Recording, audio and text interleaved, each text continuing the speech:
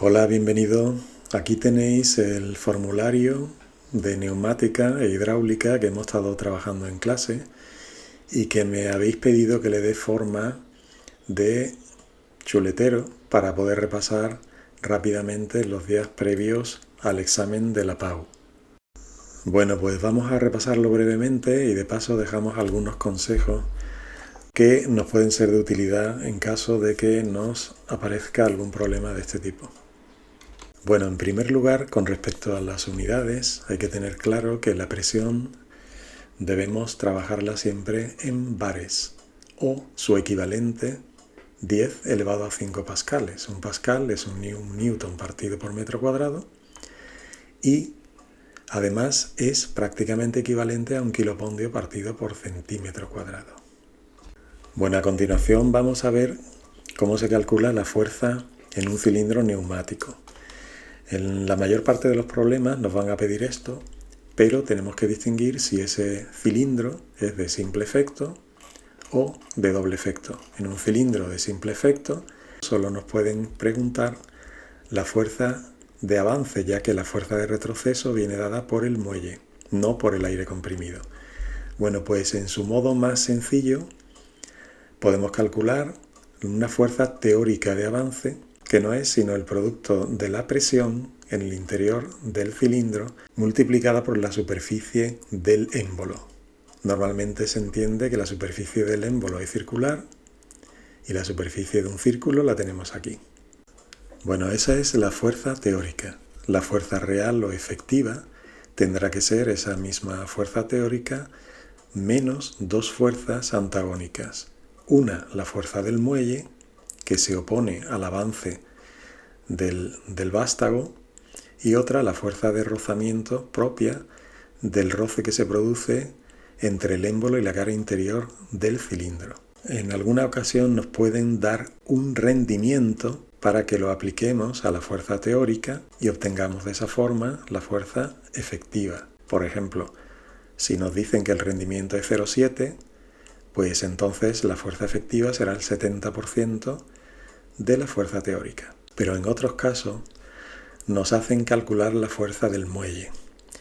La fuerza del muelle también a veces puede venir dada como un porcentaje del valor teórico. Normalmente un 6%, aunque a veces es el valor medio o el valor máximo que puede dar el muelle en sí. En el caso más estricto, nos harán calcular la fuerza del muelle por la ley de Hooke, porque nos pedirán la fuerza que está haciendo el muelle en una posición concreta determinada de su recorrido. Por ejemplo, al inicio, que sería 0, la fuerza del muelle podría ser 0, o al final, con lo cual tendríamos que conocer el recorrido X para poder calcular la fuerza del muelle.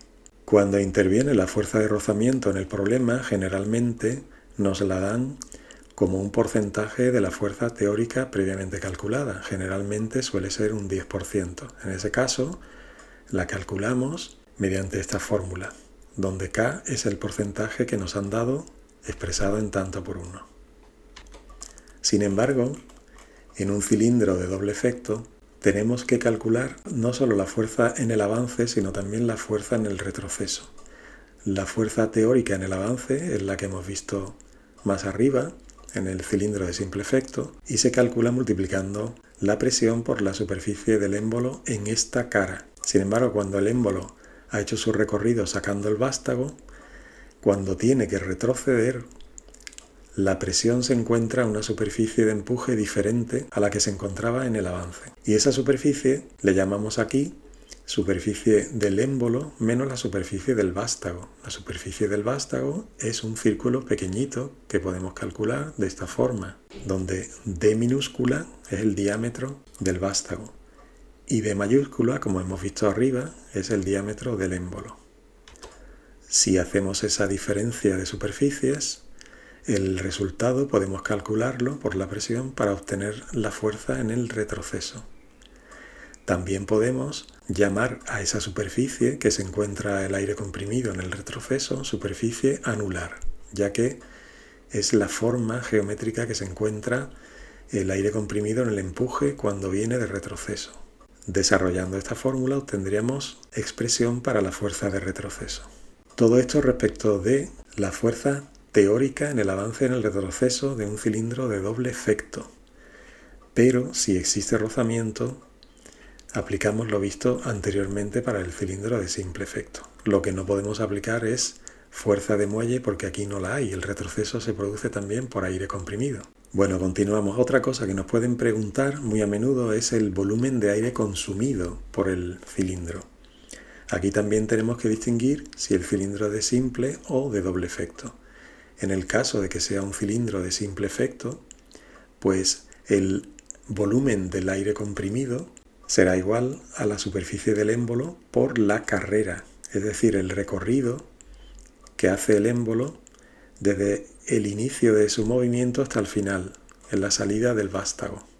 Es muy importante recordar aquí que lo que estamos calculando es el volumen de aire comprimido consumido por el cilindro de simple efecto en un solo ciclo, es decir, un movimiento, en este caso, de izquierda a derecha.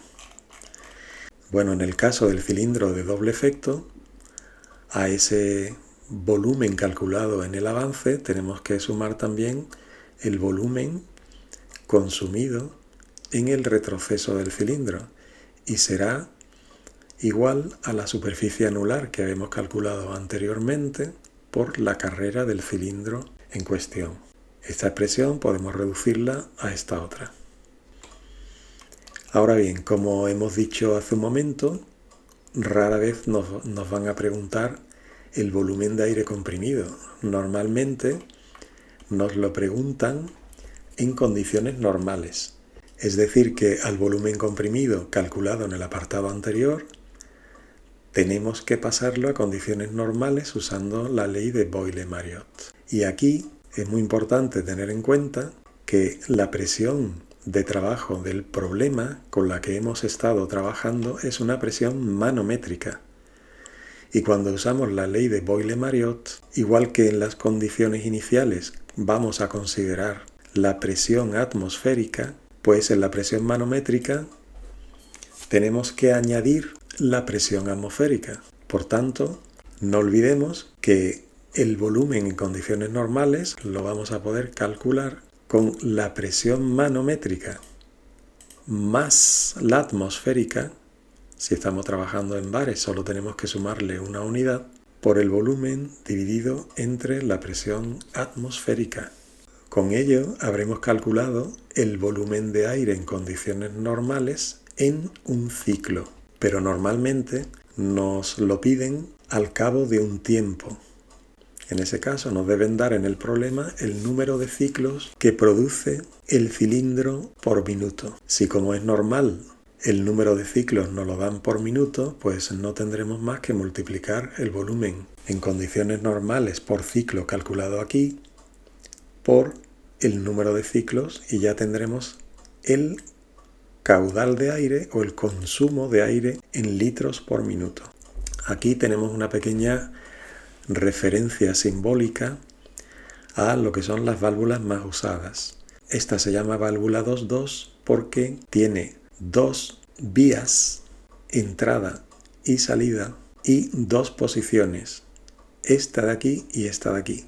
Cuando nosotros activamos esta válvula, lo que hacemos es colocar este cuadrado en esta posición y entonces el aire comprimido que no tenía paso pasa a tener paso, puesto que esta flecha queda en este sitio.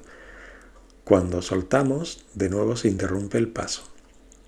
Igualmente, esto es una válvula 3-2 en posición normalmente cerrada y vemos que normalmente cerrada porque se impide el paso a la entrada y sí se deja libre el paso a la salida. En el momento en que pulsamos en este lado, este cuadro se superpone a este otro y entonces podemos ver cómo esta flecha deja entrar el aire comprimido hasta que la volvemos a su posición inicial. Bueno, y en el apartado de hidráulica lo primero que tenemos es el principio de Pascal, que es en esencia el fundamento de la prensa hidráulica. Aquí tenemos una ilustración que nos la representa y lo que viene a decirnos es que la presión en un punto cualquiera del primer cilindro es exactamente la misma que en cualquier otra parte. Es decir, que la presión se distribuye uniformemente por todo el fluido. Por tanto, es bastante habitual que nos pregunten, dada la fuerza que se ejerce en el primer cilindro hacia abajo, ¿qué podemos levantar con el segundo? Con lo cual utilizaríamos esta expresión, habiendo sustituido previamente la presión por su valor, fuerza partido por superficie. Otra cosa que nos pueden preguntar es el caudal que circula por una tubería. El caudal es el volumen de fluido en la unidad de tiempo. Sin embargo, es muy habitual que tengamos que expresar el caudal de esta otra forma, superficie por velocidad del fluido. Hay que tener en cuenta que como el volumen es el producto de la superficie por una distancia, si esa distancia la divido entre el tiempo, tengo una velocidad, con lo cual también puedo expresar esta fórmula en forma de superficie por velocidad, que es mucho más útil que esta primera. Bueno, por otro lado tenemos la ecuación de continuidad, que debemos usar cuando se produce un cambio de diámetro en la tubería y nos piden cómo ha cambiado en consecuencia la velocidad del fluido en esa sección. Para ello utilizamos esta fórmula. La sección 1 por la velocidad en ella tiene que ser igual a la sección 2 por la velocidad en esa otra sección. Cuando en nuestro problema veamos que la tubería tiene alturas diferentes respecto a un plano de referencia, probablemente tengamos que utilizar la ecuación de Bernoulli, que no es otra cosa que el principio de conservación de la energía en dos puntos diferentes de la tubería. Nos viene a decir que la suma de las energías en la sección 1, correspondiente a la presión, la energía potencial y la energía cinética, se conservan y ese mismo valor tiene que ser en cualquier otro punto de esa tubería. Después tenemos la potencia hidráulica, la potencia que transmite un fluido en vatios es igual a la presión en pascales por el caudal en metros cúbicos por segundo. Y por último, tenemos el número de Reynolds, que debemos calcular con esta expresión cuando se nos pida si el flujo que tiene nuestro fluido por la tubería es laminar o turbulento. Una vez que lo calculamos, teniendo en cuenta la densidad, la velocidad, el diámetro y la viscosidad dinámica, si ese valor nos da inferior o igual a 2300, el flujo será laminar. Por encima de 4000, el flujo será turbulento. Bueno, pues espero que este formulario os sea de mucha utilidad. Un saludo.